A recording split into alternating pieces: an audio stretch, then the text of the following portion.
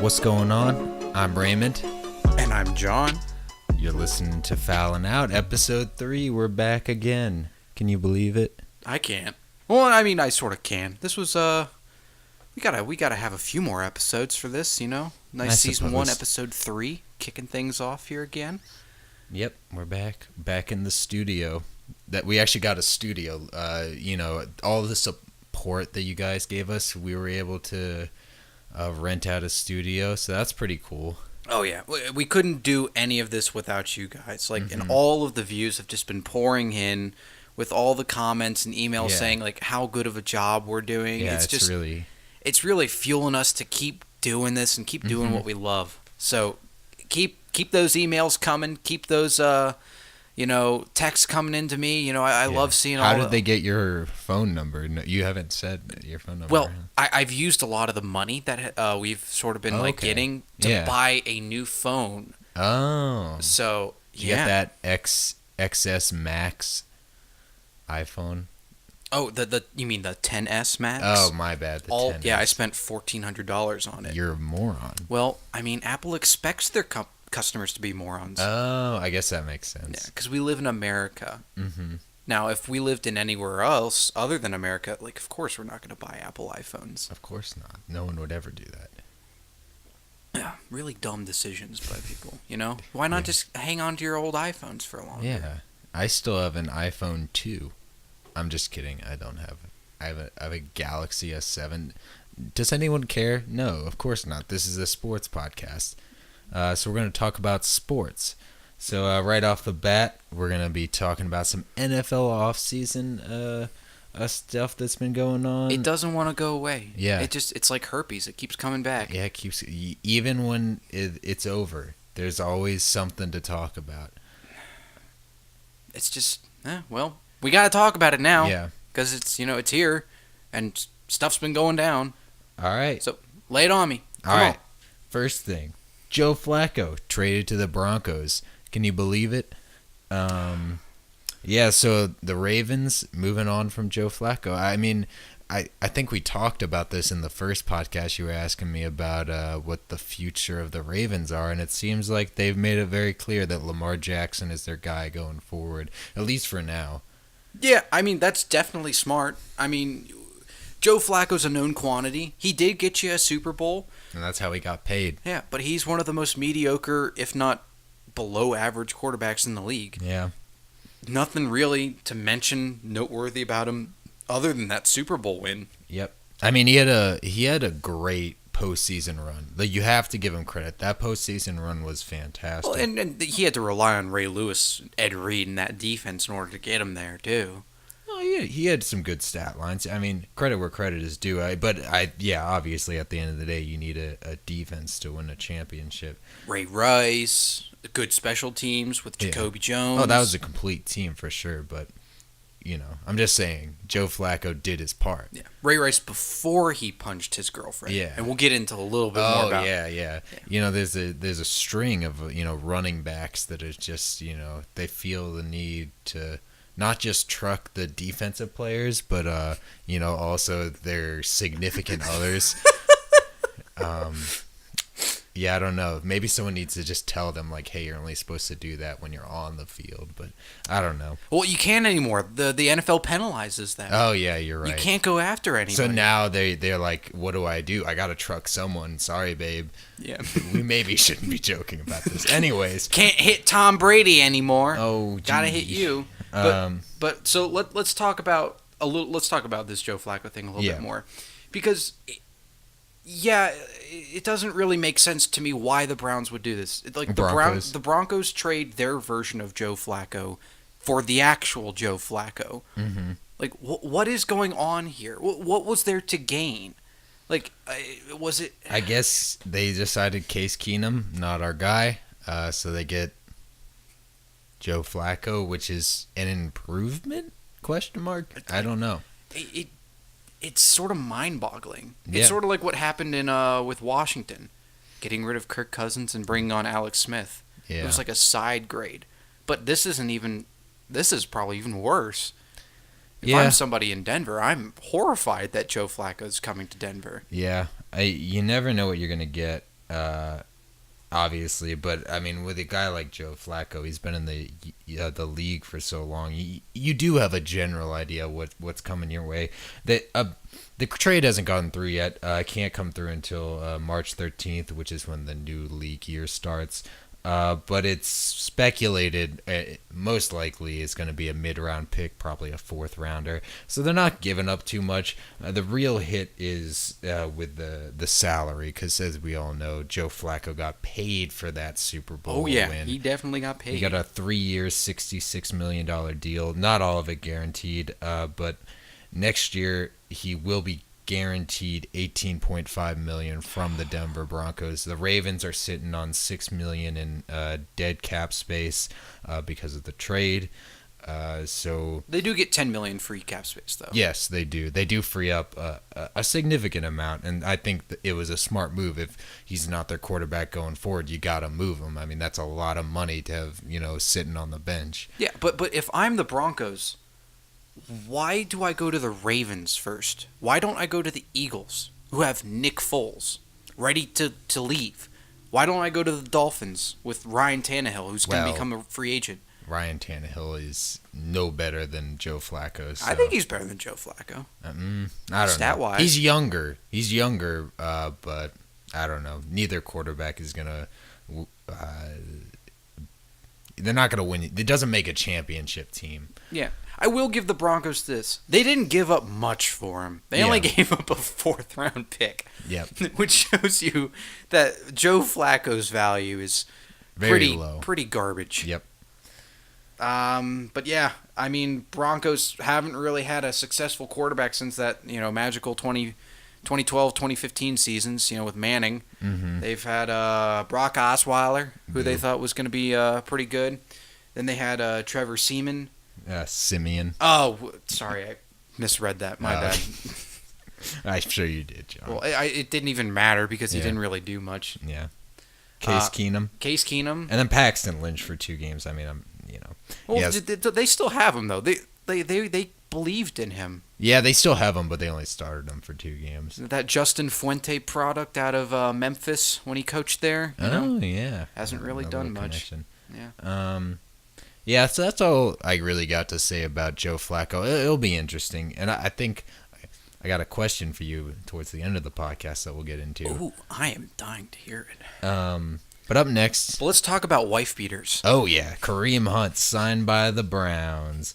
So he kicked that girl in the hotel room. And a few times. If you watch the video, he came back to kick her. Oh, yeah. Double tap. That's what they always say. I just want to say I do not condone anything that Kareem is a piece of garbage, right? Yeah, you can't do that. That's just you can't. Why hit a human being, let alone a woman that you love? Yeah. Even though she may be nagging you out and all that stuff. Yeah, you gotta be smarter than that. There's no reason to hit a woman. You heard that from us. Yeah. We are equal opportunity, equal pay place. Mm-hmm. Yeah, but anyway, progressive podcast. Yeah, exactly. We just have to condone. Yeah. We will not condone these actions here. But yeah, so he got 1-year deal from the Browns. He's not going to be making a whole lot. He's getting it's a $1.1 million deal, but only $645,000 is guaranteed. A lot of that comes the non-guaranteed money is bonuses. He's going to get $25,000 a game if he plays. Yeah. And that's pretty common for this sort of situation where you got a guy that you don't know if he's going to be able to play or not. Is he going to be? Is there a potential still for suspension? There's definitely a potential for like a 4-game suspension sort of deal. They could follow the Ray Rice thing and only give him 2 games suspension, which is insane. How does that add up? Because Julian Edelman, not a fan of the Patriots or anything, gets a 4-game suspension for using PEDs or HGH to come back off of his ACL injury. Yeah, gets 4 games. Ray Rice beats the shit out of his girlfriend in the elevator, only gets 2 games. It's because Greg Hardy does the same thing, 2 games. It's because the NFL, the suspensions they hand out for PED use is to protect the integrity of the game, and that's what they care about. They don't give a goddamn about the types of players in their league. If they can put up highlights, people will sign them because that's what they're looking for. They don't care. There's no morals. They're looking for money, and they have to hand out suspensions that will keep people coming back because they think the league is fair, and that's where it comes from. It's sort of disgusting in my opinion. But look on the bright, well, actually not on the bright side for me, but on the bright side for the Browns, they're sort of offensively loaded. Yeah, they got Chubb and Hunt. Yeah, and they've got Baker Mayfield. Yeah, you heard of him? Do they have any good wide receivers? I don't think so. What's his name? He was on the Dolphins. Jarvis Landry. Oh, Jarvis Landry. All right, yeah, and they have a decent defense. Mm-hmm. They have a potential to go 10-6 maybe. Maybe. Don't count your chickens though. A winning season is no guarantee. Especially in Cleveland. Nope. They haven't had a winning season since what, like 02? 03? It's been a while. It's been a while. I think they might have had one more recently, but I can't remember off the top of my head. Yeah, but for my Steelers, that sort of sucks because they were always an automatic win and a tie. Oh yeah, a tie, given the kicking situation. Speaking of the Steelers, I think you got a little bit of info on one of your good wide receivers. Well, the whole Antonio Brown debacle, and it looks like he wants out of Pittsburgh. Mm-hmm. Now, whether the Steelers want to trade him or not, they're most likely going to be leaning towards it. Yeah, I think at this point you have to. Yeah, if I'm the Steelers front office, I want him and Le'Veon Bell out. Oh yeah, like they're just distractions. Yeah, they're not contributing to the team. If anything, that they're just causing divisions within the team. Mm-hmm. They should get the hell out and make sure the door doesn't hit them on the way out too. So just some background with Antonio Brown. His only 9 seasons that he's played in the NFL have been with the Steelers, with Big Ben as quarterback. 9 seasons, man. 9 seasons. Long time. Played in all 9 seasons, too. Mm-hmm. 837 career receptions, 11,207 yards, 74 touchdowns. Wow. That is an insane amount. Yeah. 74 touchdowns, 9 years. He's got, what? It's going to be 22,165,000 in cap space freed up for the Steelers. That's going to be huge. Yeah, he's the second highest paid player on the Steelers, the second highest paid player excluding quarterbacks, only behind Khalil Mack of the Bears, which the Raiders just traded for the Bears and for no reason because John Gruden's an idiot. But this is about Antonio Brown, and we all know about the tweet that he sent out about leaving the Steelers. Yeah. Telling the city of Pittsburgh that he wants out, and he thanks them for everything. The city of Pittsburgh doesn't feel that way towards him. Yeah, I would imagine. With all the drama that he's caused. Yeah. But really, the big question is, with all of his shenanigans and diva-like behavior, this dude's 30. He's going to be 31 soon. Has he devalued himself by sort of writing himself out of Pittsburgh already? I think to an extent, but he's still going to get a ton of interest. I mean, he's a great talent, and even with the baggage, I think he's just so good that teams are going to be willing to take that on. Yeah. I mean, 3 teams I see here. 49ers, obviously, because Jerry Rice has been shown interest in him. We sort of mentioned that a few weeks ago. Mm-hmm. Browns are just looking to pick up anybody, it seems like now. They have a lot of free cap Their space, phones are ringing, just like, wife beaters, people who hate their city and are causing... Put them on our team if they're good. We'll do whatever it takes. Please just let us win. Yeah, that city's desperate, but hey, if they get them, they get them. Yep. And also, our favorite, the Redskins. You forgot one, though. Oh, well, one no. more. Let me go on about the Redskins. Let me go on. Yeah. Oh, we touched fingers. Oh, wow. That was really wholesome. Yeah.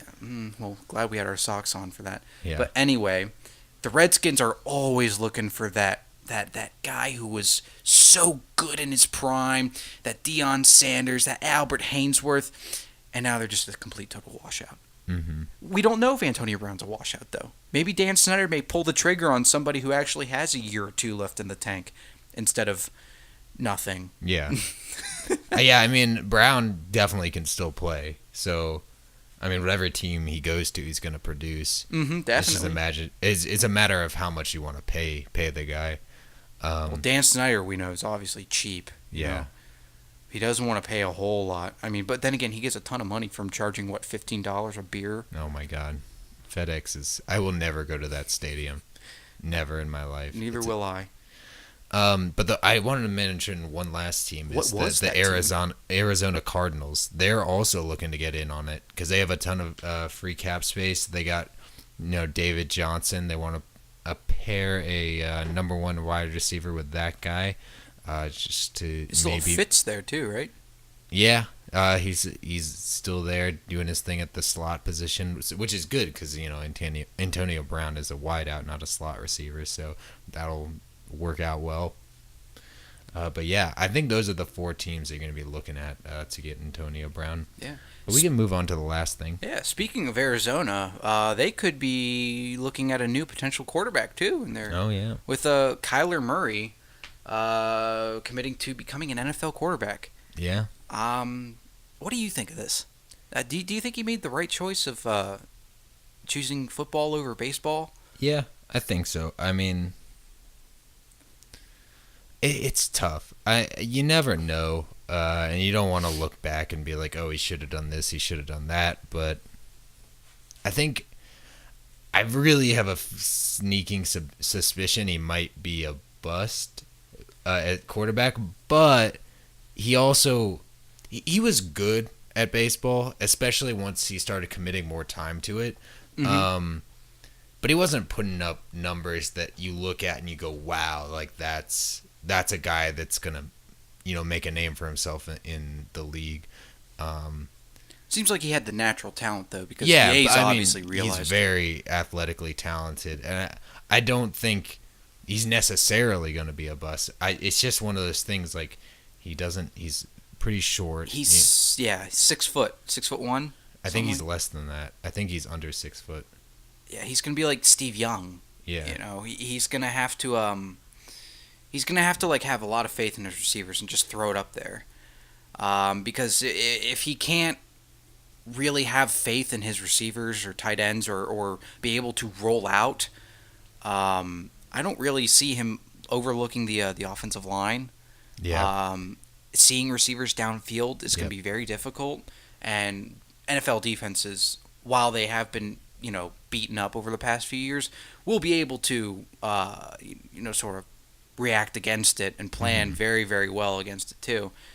So it's a very tough situation with him, I think, and there's gonna have to be a lot of offensive genius behind what goes on into developing a playbook for him. I looked up. He's listed at 5'10". Oh boy.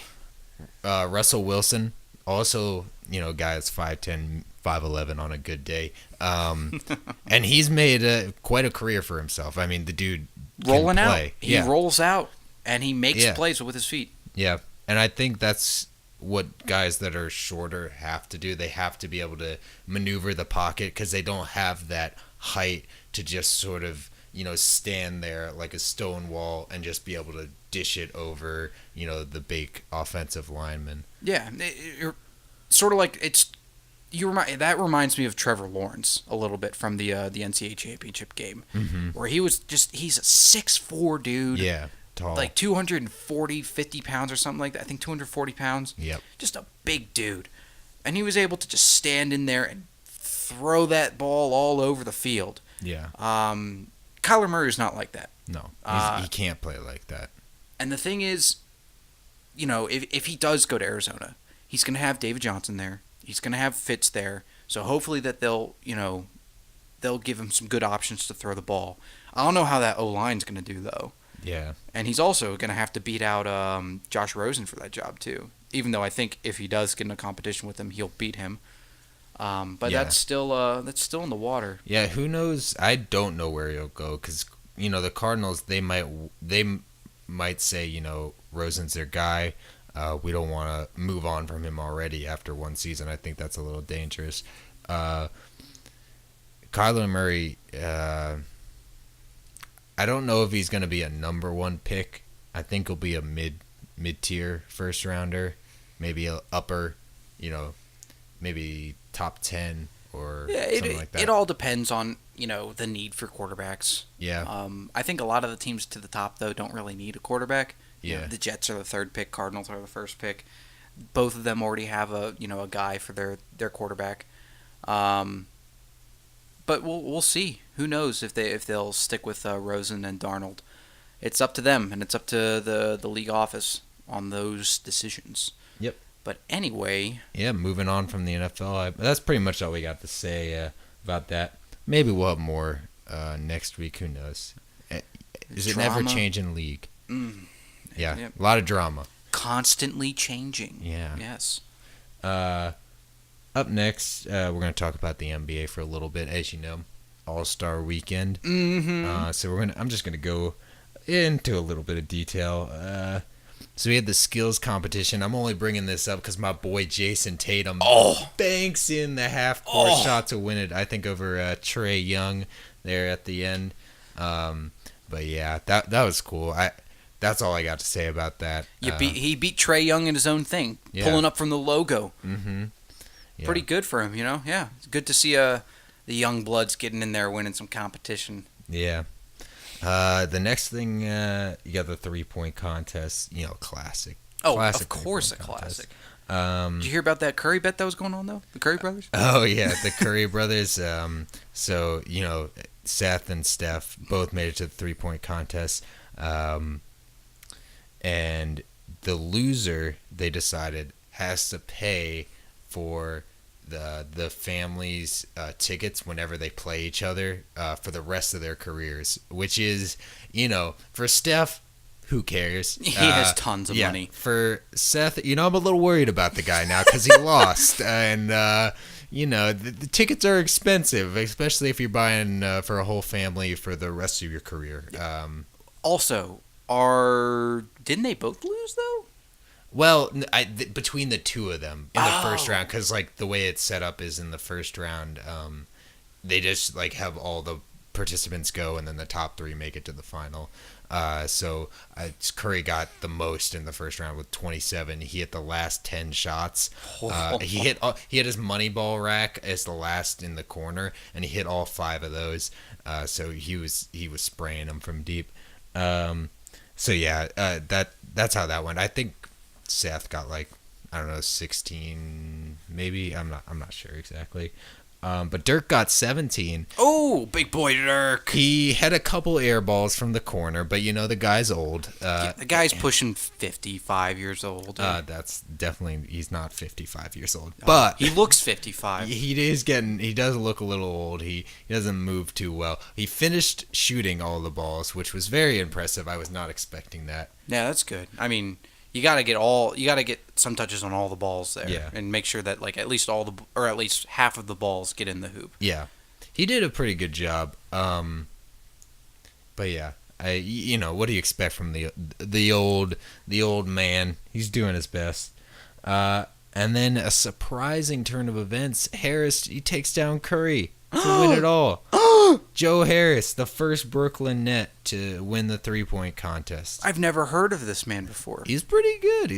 I mean, the Nets have done a good job with player development over the last few years. They've turned some guys that no names into some pretty solid role players. They're just looking for maybe 1 or 2 more all-stars. They need an all-star on that team. They got Russell, but you need more than D'Angelo Russell's not an all-star. Well, he is in the all-star game because Victor Oladipo is hurt. So, by definition, he is an all-star. On a technicality. Yeah, they definitely need a better player to lead them to the promised land. But, it's cool. I'm really happy for Joe Harris, a no-name or a relative no-name taking home the crown over Steph Curry, who everyone knows. Of course. And then you've got the dunk contest, which makes us think that why should people ever take 2-point shots ever again? This was abysmal, pretty bad. Yeah. Go into some detail about what we saw from this. There just terrible needs to be a performance. change in format. the judges were just giving it like a guy would dunk it and they'd be like, oh my god, 50, 50, 50, because they're like, it's all showmanship, and that's fine. I mean, that's what the All-Star Weekend's all about, is like putting on a show, but it still needs to be like a veil of like there's like competition, because when you got Diallo, he dunks over Shaq, and that's the same as some other 50s that were thrown out. Like, it's just not fair. Like, that was by far the best dunk of the night, and you got guys like taking 5 attempts to dunk it. Like, oh, can I get another try, please? Yeah, I'll get it in the hoop this time. I promise.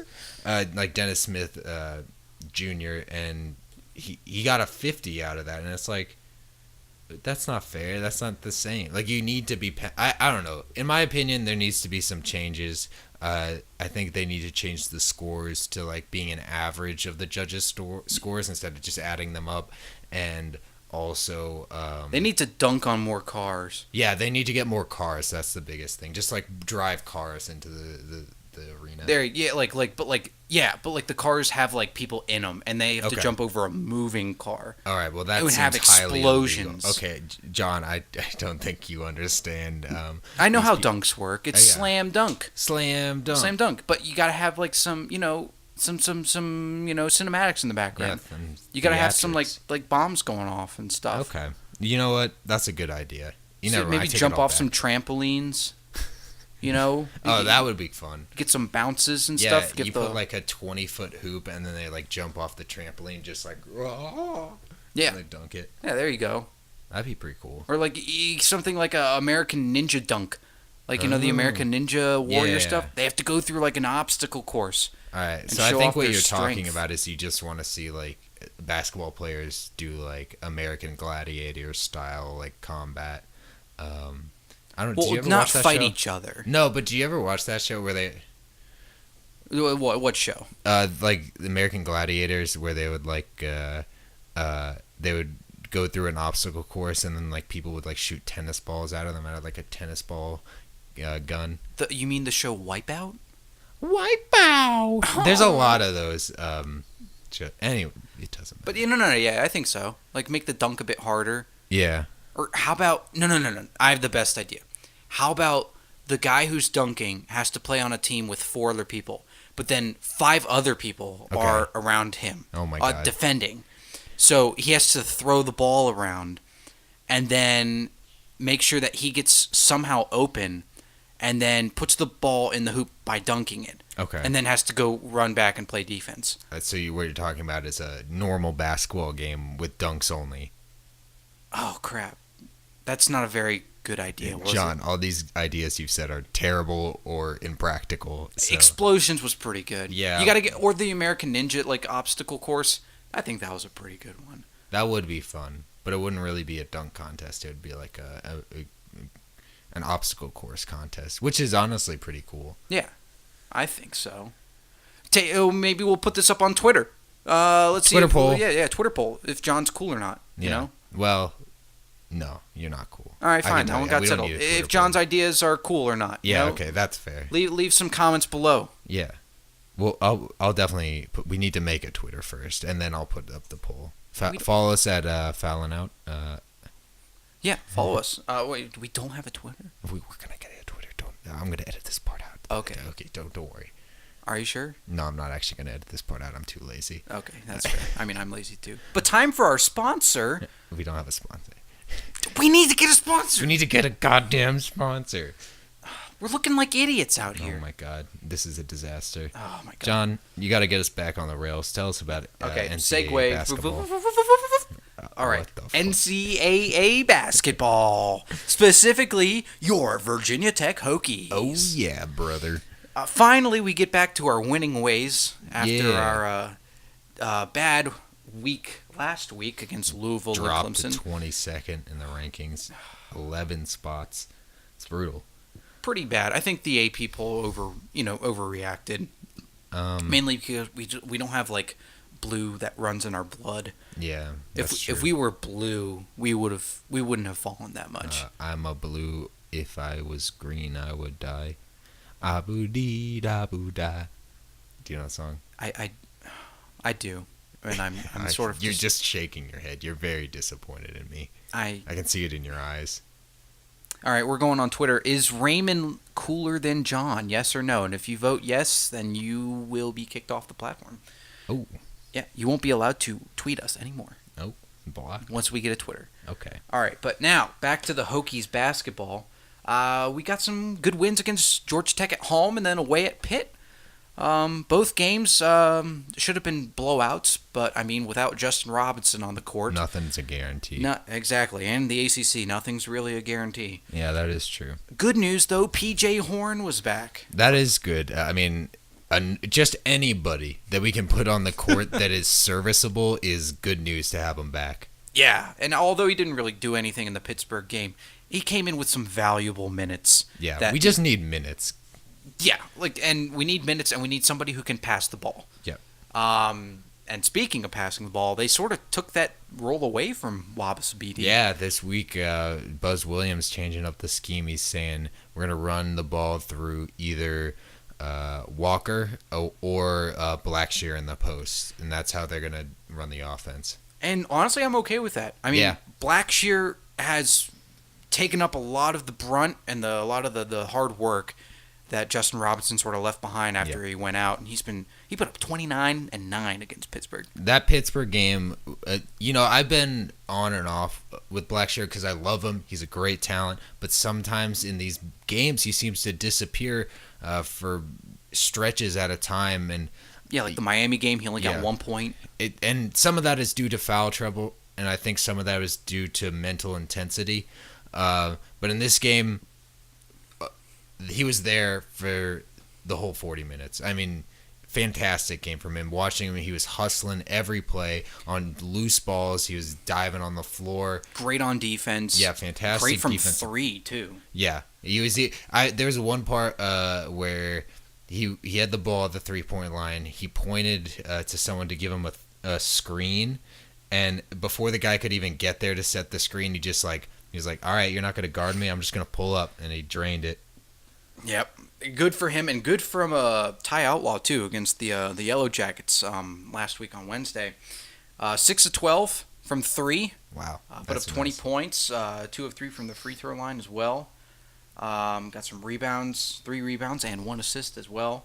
Overall, looking very good for the Hokies, especially without Justin Robinson there. It seems like we're finally getting into our groove a little bit. I mean, neither the Yellow Jackets and Pittsburgh, neither team is exactly the highest level of competition, but at this point, we just needed wins, and we needed to play as a team for 40 minutes, and at the end of the day, it's Division I basketball, it's ACC basketball. These are good teams. They may not be the best teams, but they're good teams, and Virginia Tech in both of these games, they played well enough to win, and that's all you can ask for. Scrappy, hung in there. That's all you can expect from them, especially without their captain. Nickeil Alexander-Walker, though, not doing a whole lot. I mean, do you still buy into the hype? Do you still buy into like all the first round NBA pick that's sort of been going around? I mean, the talent's there, no doubt. He got into foul trouble in the Pittsburgh game. He's a quieter dude, I noticed. He had some calls that went against him that really I could see most players, more fiery players, arguing, yelling at the ref, but he just stood up, he took it. I mean, it's rough. He got a couple offensive he got a couple offensive fouls early or late in the first half. Some of them were just sort of total BS from the ref. And it was kind of like, man, they're really trying to keep him out of the game here, but he kept his mouth shut. Yep. You want your star player to take more than 5 shots in a game. That's what I like about Buzz's team, though. They're not divas, They keep their heads down. They get to work. Yep. I like that. Buzz Williams has instilled a very strong character within all of his players, and I really do appreciate that. Mm-hmm. But looking forward to tomorrow's game. Oh. Ooh-wee. UVA comes to town. UVA 22-2. Both of those losses to Duke. That's the only team that they've lost to. How do they win? Is there a way? Do you think they have any chance without Justin Robinson? Well, the ball's going to have to be fed through Blackshear and Nickeil Alexander-Walker. Yeah. And the only way that we actually can win is if we make our shots. Yeah. Because we need a Med Hill, Ty Outlaw, Nickeil Alexander-Walker, and Blackshear all to be above 50% shooting if we want to win this game. And perfect from the line, which Nickeil has proven that he can't do. Blackshear was actually very good from the line the other day. Oh, yeah. He didn't miss. But I know we're going to have the heart and we're going to have the passion going into this game. Castle's going to be rocking. People are going to be on their feet no matter what the score is. I know that for sure because, we always have a chance when we're at home against UVA, especially if we get blown out by them in the first game of the season. But then we just got to do what we have been doing on defense too. No difference in game plan. Just play your man, get on the switch, and that's really it for defense. You got to match physicality. Run them off the 3-point line because they were shooting the three like crazy in the first game. But I think that's it for me on the whole Virginia Tech UVA game. Anything from you that you think Virginia Tech can do? Yeah, I mean, you can't account for talent gap at this point without Justin Robinson. The only thing you can match is intensity and physicality and mental toughness, and that's what they have to come out and do. If they're playing their game and they're playing focused and within themselves, they're not trying to do too much, you can't really be mad with whatever happens. If they come out and they're sloppy and they settle on offense, they're not trying to work for good looks, then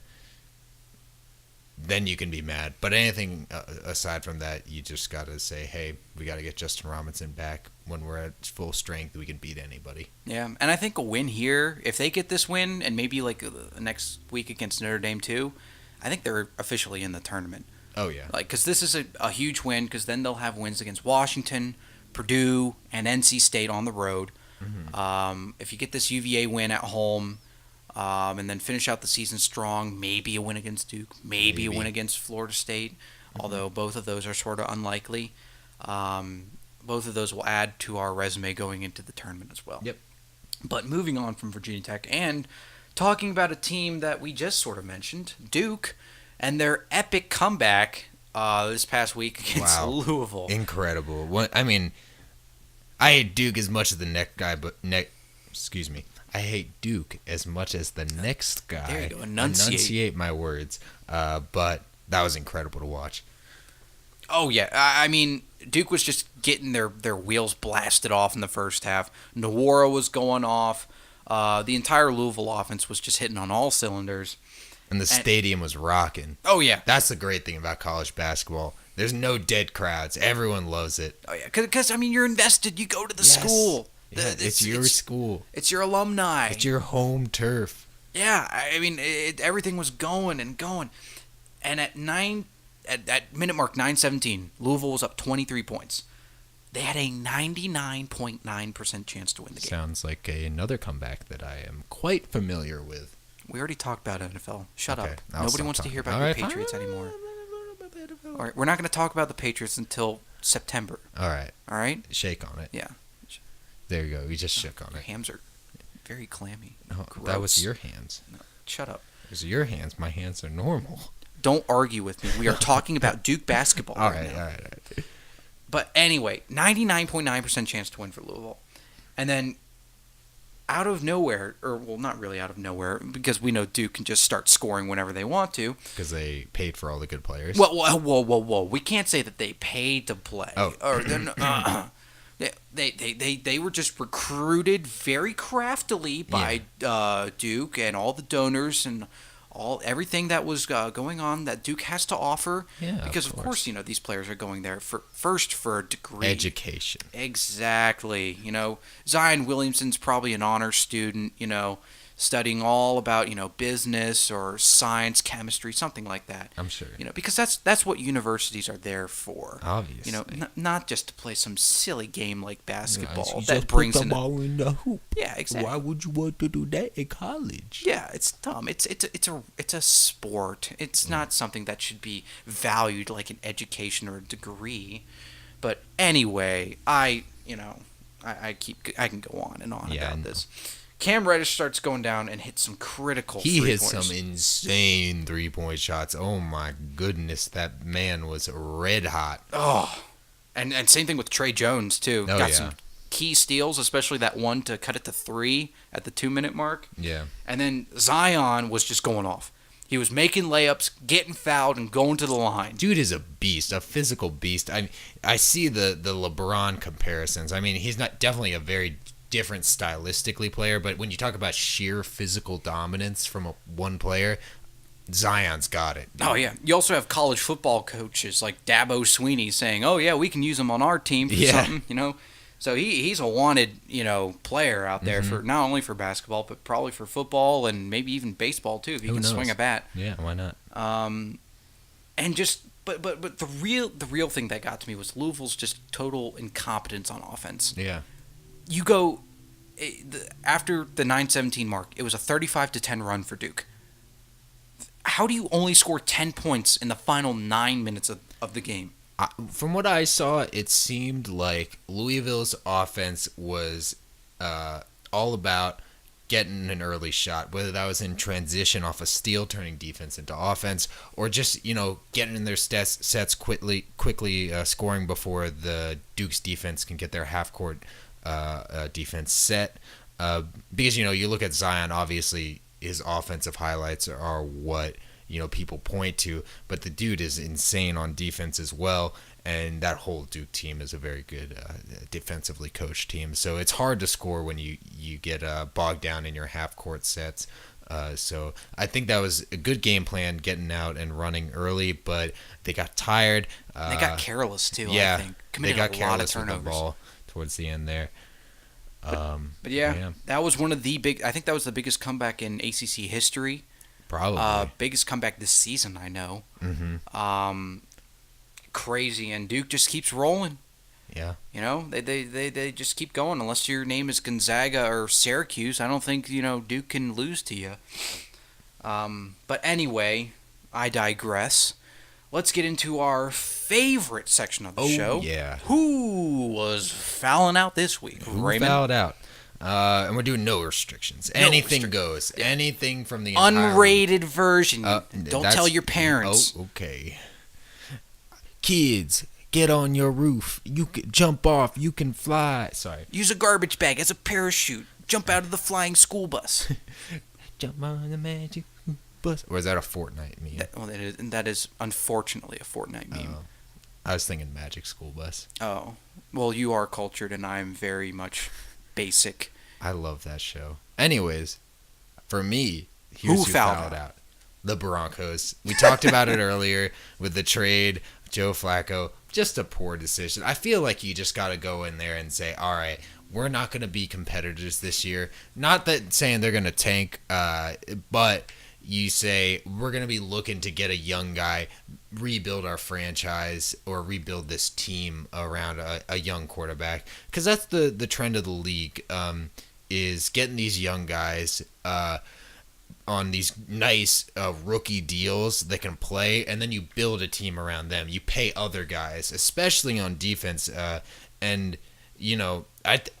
that's how the Patriots have also done it. Is they have Tom Brady on a good deal as well, and that just gives them an opportunity to pay other guys. But when you got Joe Flacco, this guy, not an offensive, not a star player, giving him $18 million a year, you're kind of just saying we're going to be mediocre.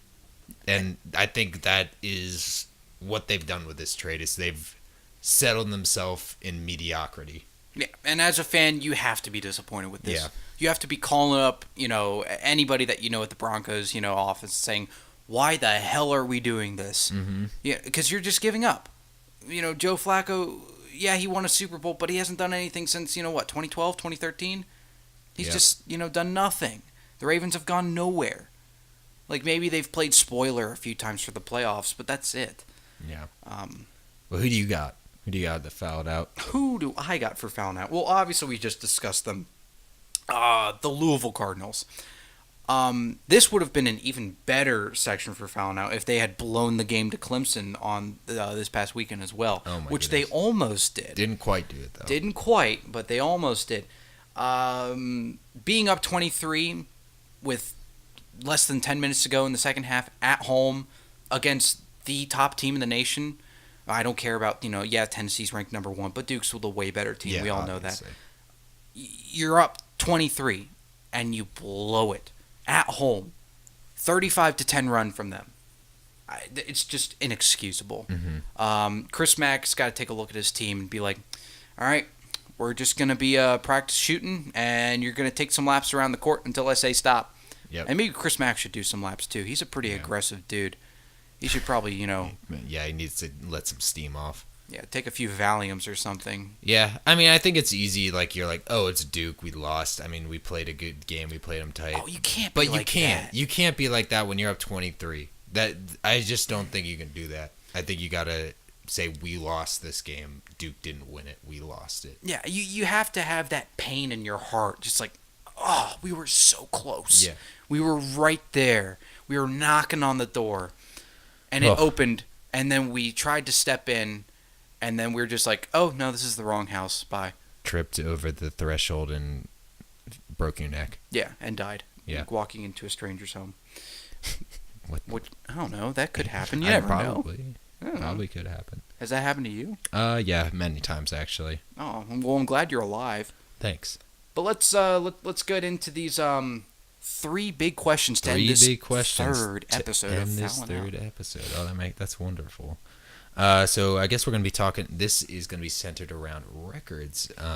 We're talking about win-loss records, not world records. I like records. You get to play them on the the record player. I just literally just said we're talking about win-loss records, John. I really wish you would pay attention to the words I say. Well, you know what? I'm in business for a reason. I'm not a smart kid that studies science like you. Oh, okay. I don't study science. Oh, you're not smart? I'm in business too. Oh. We're both a couple of dumbasses in business. Oh, that's true. Yeah. But I got a question for you. Okay, well then give me your question. All right. Maybe I won't be stupid enough. How do the Hokies fare the rest of the season? And I want a final record prediction. Well, excluding the tournament, ACC tournament play. Yeah. This 5-game stretch ain't looking too good for the Hokies, in my opinion. Mm-hmm. So tomorrow you've got UVA. In my opinion, I don't think we win that game, especially with Justin Robinson out. Yeah. Then we go on the road against Notre Dame. We should win that one, I say.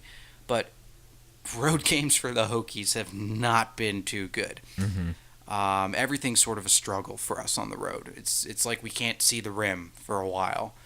But then we've got Duke at home after that. And I don't think I give us a shot at winning that one at all. Do you think Justin Robinson's back for that game? No. You think he's going to sit out until the tournament? I think Buzz is probably going to save him for the postseason, so I think he may come back for ACC tournament play. At earliest, I think he may come back for the next game, the Florida State game after Duke. Okay. Which is the first game that we play in March. All right. But that game's an away game, and Florida State's on a 7-game or 6-game win streak right now. Mm-hmm. That's going to be a tough one. And then we've got Miami at home. And I think we'll win that one pretty easily. So we're 20-5 right now. I think if everything goes well, I think we have a good shot at being 24-6, best case scenario. Mm-hmm. The scenario that I think will happen, though, I think we'll end 22-8. All right. I think we'll get the win against Notre Dame and Miami, but we're going to lose to UVA, Duke, and Florida State. And that's conservative. Worst estimate. case scenario, I say 21-9. We gotta get one. I think we're going to get the Miami one. Yeah. We'll probably get the Miami game. Okay. Fair enough. But yeah, all right. Question from me now. Oh. I don't know why I acted like I'm surprised. I knew it was coming. Oh. Well, I mean, I had to give you a question Yeah. because it's Valentine's Day and you That's are my beautiful. Valentine. Oh, that's really wholesome. Oh, yeah. I don't like Valentine's Day, though. But anyway, how do you think the East playoff seeding's going to turn out? Yeah.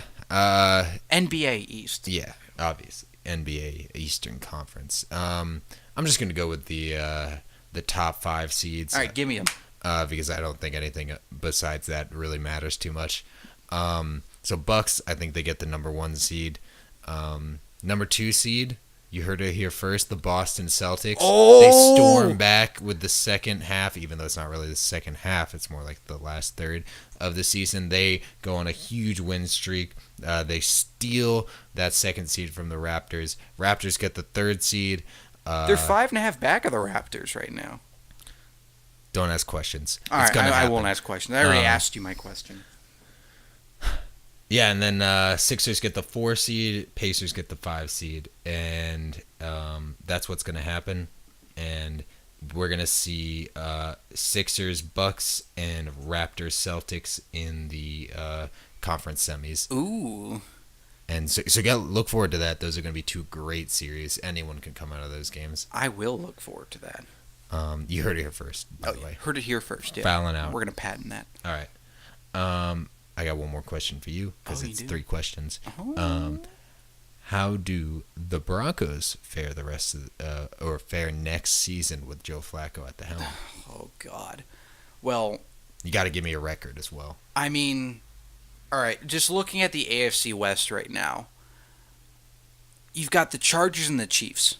Both dynamos. Yeah. But both teams are just powerhouses right now. You still have Phillip Rivers there in LA, and you still got Pat Mahomes and, everybody except Kareem Hunt coming back for the Chiefs too. Mm-hmm. And the Chiefs are probably going to have a better defense too, because I don't know how you can get worse than rock bottom for them this past season. I don't think they win any of those games. I don't think Joe Flacco. Yeah, I think they go 0-4 in those games. All right. And they may get 2 against the Raiders, or they may split with the Raiders. But based off of that, I think they're probably just a mediocre 6-10, 5-11. Yeah. It's going to take a while, I think, for Joe Flacco to get adjusted. And especially since they don't really have any huge weapons there either, other than Emmanuel Sanders. Is he still on? He's still on the Broncos, right? I think so. I'm not actually 100% certain. All I know is I feel bad for Von Miller. And if I'm Von Miller, I want out of the Broncos. I want out of Denver. You want to be on a competitor, yeah. Oh, yeah. Well, it's the NBA has super teams. Why can't the NFL have some super teams? Yeah, I guess NFL cares more about like the salary cap, whereas the NBA is like, if you want to go over, just give us extra money. I don't care.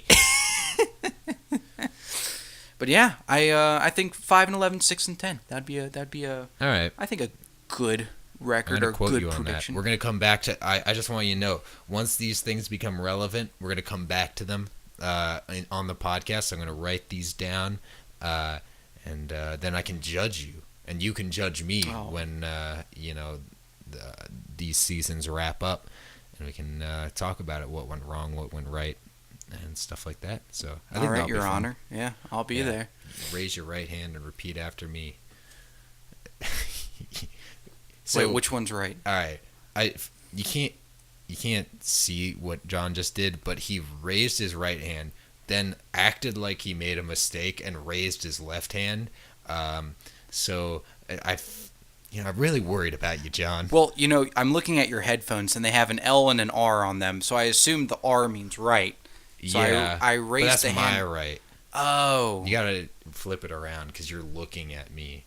We look into each other's eyes as we do this podcast because we're like a very romantic couple. We do have our socks on though. Yeah, that's important. Yeah, that is important. So yeah, this was a good episode. It's a good episode. We well structured. We did our research, John. Are you proud of us? Yeah, it wasn't just 2 guys rambling up here about left and right. Yeah. Which hand's hand or which. Well, hand we is definitely which. did that as well, but that's okay. You need a little bit of both. Mix it up. Keep them on their toes. Never know what's coming next. Exactly. Well, thank you all for listening to this. Whether you're in your car, you're in the shower, you're in class. We just love all the listeners that come in, and I hope you found that this podcast was enjoyable. Leave any of your thoughts in the comments section below. And with that, this is John signing off for Foulin Out. Any last words from you, Raymond? I'll sign off as well, if that's what we're doing now. We're signing off. All right. Have a good one, guys. See you guys next week.